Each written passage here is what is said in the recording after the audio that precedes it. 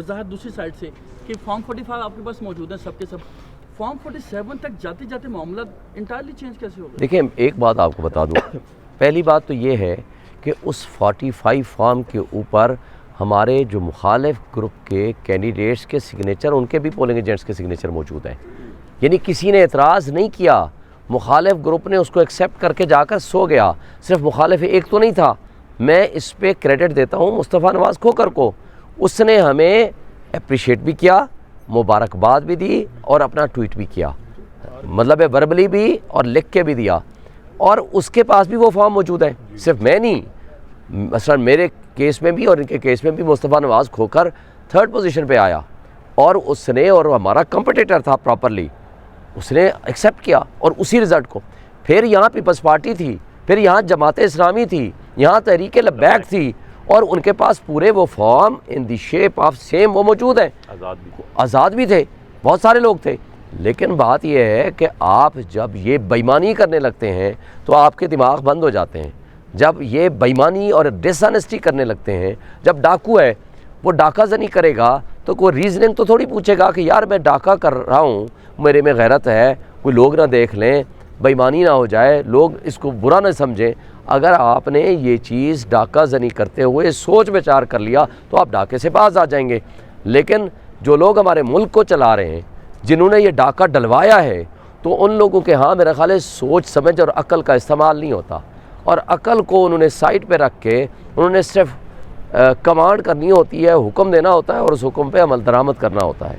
तो इसलिए मैं समझता हूँ कि ये काबिल अफसोस बात है, ये मुल्क की जड़ें खोखली कर रहे हैं, मुल्क के लोगों को एक अवामी इनकलाब का ज़रिया और वसीला बना था, और वो ज़रिया और वसीला अगर आप छीन लेंगे तो उसका नुकसान होगा, लोग वायलेंस की तरफ जाएंगे, लोग फिर खूनी इनकलाब लाएंगे। आप एक ज़रिया रोक देंगे। मुझे बताएं 8 से 10 हल्कों में धांधली हुई थी 1977 में, क्या हुआ था उसका अंजाम? आज आपने जमहूरियत को बिल्डोज़ कर दिया, आइन को मुअत्तल कर दिया, बुनियादी हुकूक लोगों के उठा के दरिया बुर्द कर दिए, तो फिर लोग किसके पास जाकर फरियाद करें? मुझे ये बताएं। हमारे ऊपर तो प्रेशर है कि लोग निकलना चाहते हैं, लोग जब निकलेंगे तो उसका बहुत बड़ा लॉस होगा अपने इंस्टीट्यूशंस का। अपने इदारों को इतना डिस्क्रेडिट मत करें कि आप यहाँ मुंह दिखाने के काबिल ना रहें, आप यूनिफॉर्म में बाहर ना निकल सकें।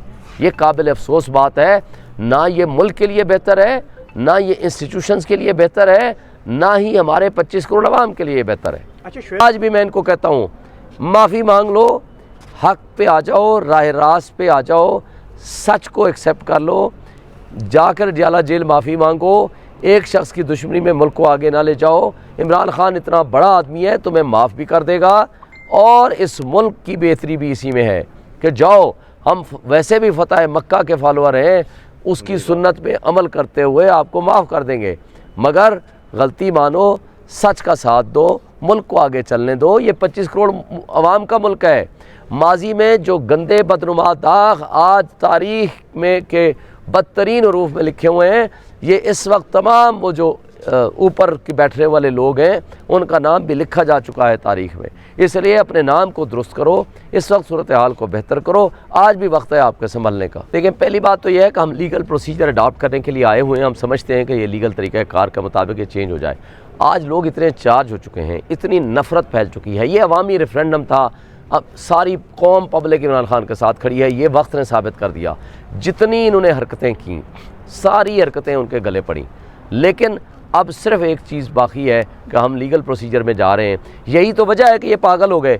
जब ये 2-3-4 घंटों में रिज़ल्ट आना शुरू हुआ, सारा कुछ इन्होंने स्टॉप कर दिया, ये अकल से फिर कोरे हो गए, फिर उन्होंने दिमाग अपने बंद कर दिए, फिर वो एक्शन में आ गए। उन्होंने कहा जी सबको रोक दो। अब इस्लामाबाद की सीटों में आपने देखा अल्हम्दुलिल्लाह मेरी 1,05,000 के करीब जो है वो वोट हैं, उससे भी ज़्यादा हैं, बल्कि 1,05,000 का वोट मेरे लिए तो बड़े आनंद की बात है। इमरान खान की सीट है, इमरान खान साहब ने उस वक्त 43,000 की लीड से जीती थी।